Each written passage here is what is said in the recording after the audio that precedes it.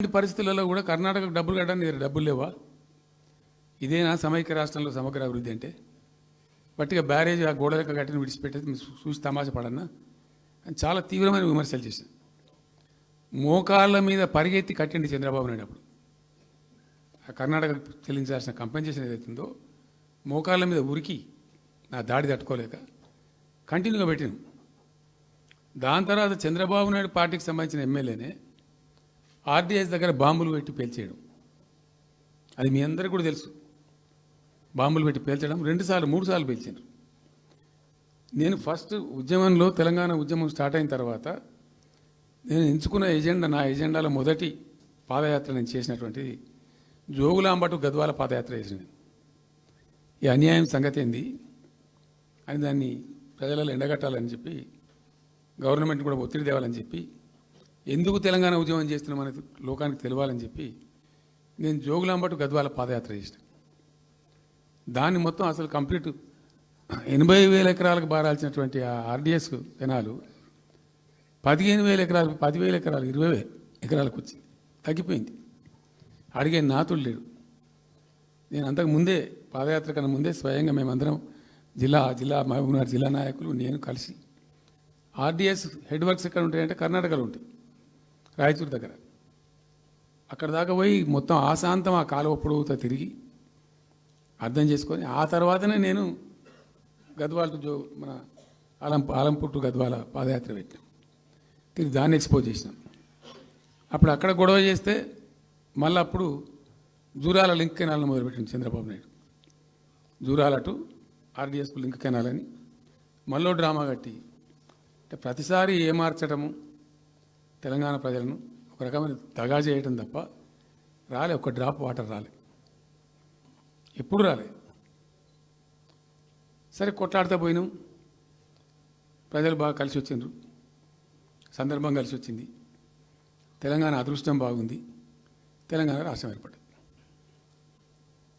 ఇదంతా కూడా మీకు అన్నముందు జరిగిన చరిత్ర, ప్రతి ఒక్కరికి తెలిసిన చరిత్ర. ఇది ఏం కొత్త స్టోరీ కాదు, కల్పిత కథ కాదు, పుట్టించి చెప్పేది కాదు.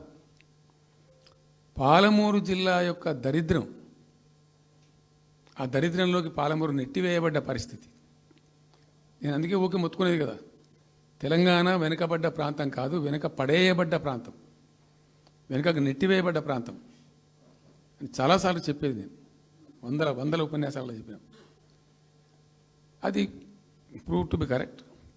దాని తర్వాత ఎక్కడి దాకా పోయిన పరిణామాలంటే, పాలమూరు జిల్లాలో ఎండాకాలం వచ్చిందంటే గంజి కేంద్రాలు పెట్టేది. ఏడిసినాం మేము ఒకరోజు.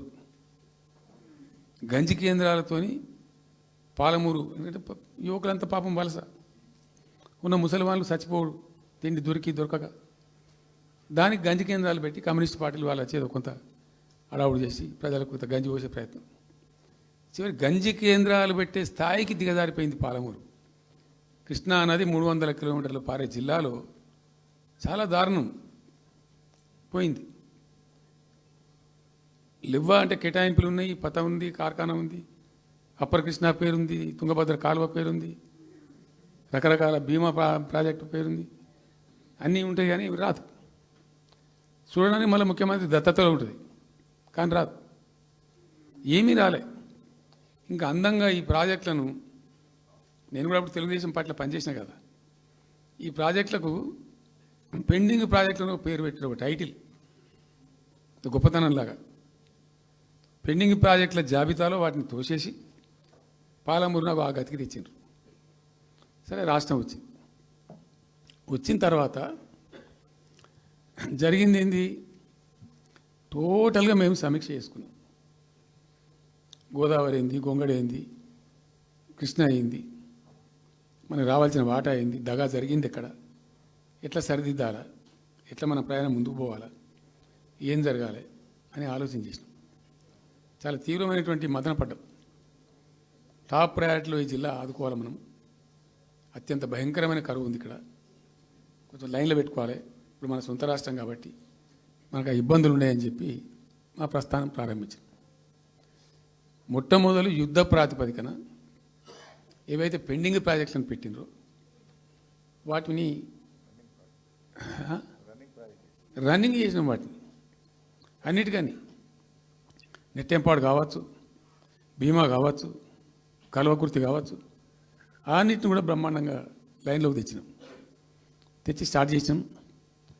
నికరంగా 6.5 లక్షల ఎకరాలకు ఆయకట్టు తెచ్చినాం ఆ పాలమూరు జిల్లాలో మా గవర్నమెంట్ ఉన్నప్పుడే. ఇది అక్కడ ప్రజలందరికీ తెలుసు, అందరికీ తెలుసు, ప్రతి వాళ్ళకి తెలుసు. సామర్థ్యాలు పెంచుకున్నాం కొన్ని.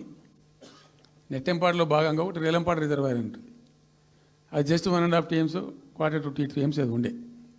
నేను రివ్యూ చేసి అక్కడ రైతులతో మాట్లాడి, మీకు పంట పండదు, కష్టమవుతుంది కాబట్టి దీన్ని కొద్దిగా పెంచాలని చెప్పి డబుల్ ద సైజ్ చేసినాం, 4 TMs చేసినాం, పంట పండాలి కాబట్టి. అట్లా రకరకాల చర్యలు తీసుకొని దాని ద్వారా ఆ కల్వకుర్తి లిఫ్టిగేషన్ ద్వారా, ఈ నెట్టెంపాడు ద్వారా, బీమా ద్వారా, బీమా phase 1 phase 2 ద్వారా అన్నీ కలిపి 6.5 లక్షల ఎకరాలకు. వాస్తవం చెప్పానంటే ఎంత దుఃఖభాజనం అంటే, ఎంత బాధాకరం అంటే, కృష్ణానది 300 కిలోమీటర్లు ప్రవహించేటువంటి పాలమూరులో 30,000 ఎకరాలు కూడా పారకం లేదండి.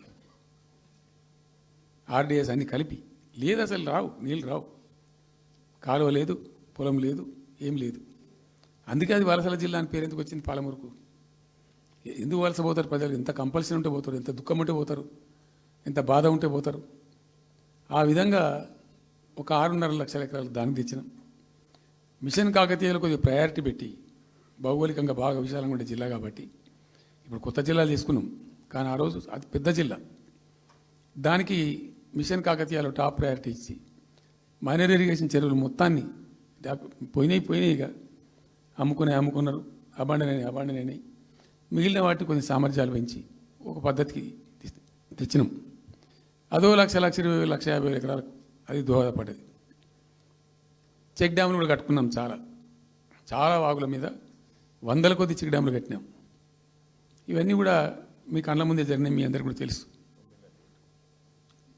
ఈ RDS కెనాల్కి మోసం జరిగింది కాబట్టి మధ్యలో తుంగభద్ర మీద పెట్టి తుమ్మిల లిఫ్ట్ కూడా తెప్పించి తుమ్మిల లిఫ్ట్ కూడా పూర్తి చేసినాం. ఏది RDS ద్వారా కోల్పోయిన ఆయకట్టును రిస్టోర్ చేయడానికి తుమ్మిల లిఫ్ట్ కూడా స్టార్ట్ చేసినాం, నీళ్ళు పోపించినాం, బ్రహ్మాండంగా ఆయకట్టు అంతా పార్పించినాం. ఇట్లా అనేక రకాల చర్యలు అవి తీసుకొని ఒక 6.5 లక్షల ఎకరాలకేమో నెట్ ఆయకట్టు వచ్చింది.